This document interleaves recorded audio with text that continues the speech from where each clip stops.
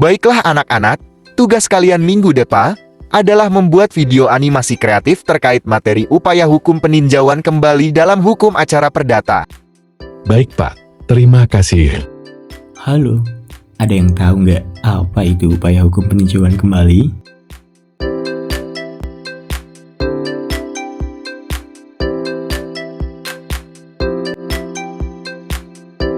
Upaya hukum peninjauan kembali atau PK dapat diartikan sebagai upaya hukum yang dapat ditempuh terhadap putusan hakim yang sudah berkekuatan hukum tetap yang dapat pula dilakukan dalam perkara perdata, baik oleh salah satu pihak atau kedua belah pihak secara dalam waktu yang sama.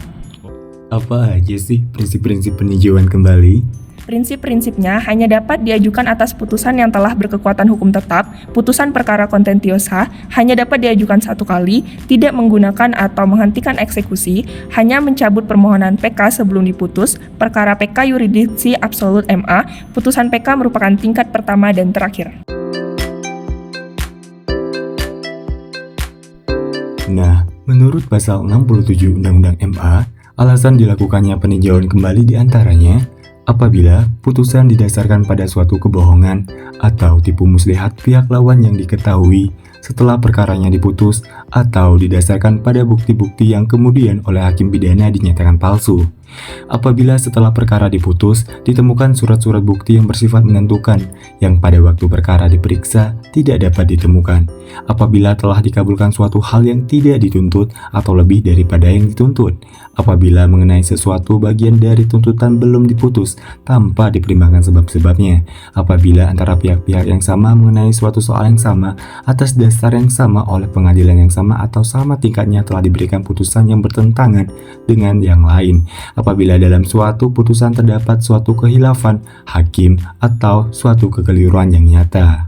Dalam mengajukan peninjauan kembali, ada tenggang waktunya nggak ya? Tenggang waktu pengajuan peninjauan kembali atau PK itu cara menghitung tenggang waktunya 180 hari dari tanggal diketahuinya kebohongan atau tipu muslihat, 180 hari tanggal putusan hakim pidana PHT, 180 hari dihitung dari tanggal ditemukannya surat-surat bukti yang bersifat menentukan atau novum, 180 hari dihitung dari putusan BHT apabila putusan telah mengabulkan hal yang tidak dituntut atau lebih apa yang dituntut mengenai suatu bagian dari tuntutan belum diputus tanpa dipertimbangkan sebab-sebabnya dalam suatu putusan terdapat suatu kehilafan hakim dan kekeliruan yang nyata. Terdapat dua atau lebih putusan yang saling bertentangan 180 hari dihitung dari tanggal putusan yang paling akhir, pasal 69 huruf E UU MA.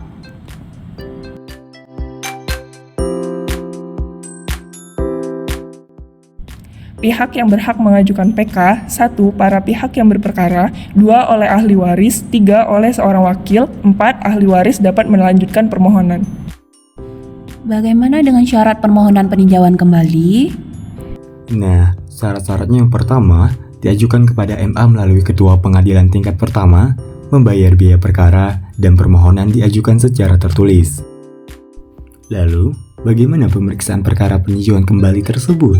Pemeriksaan perkara peninjauan kembali, yang pertama itu pemeriksaan dilakukan oleh majelis, kedua dilakukan oleh MA berdasarkan surat-surat, yang ketiga memerintahkan pemeriksaan tambahan, keempat meminta keterangan serta pertimbangan dari pengadilan tingkat pertama dan tingkat banding.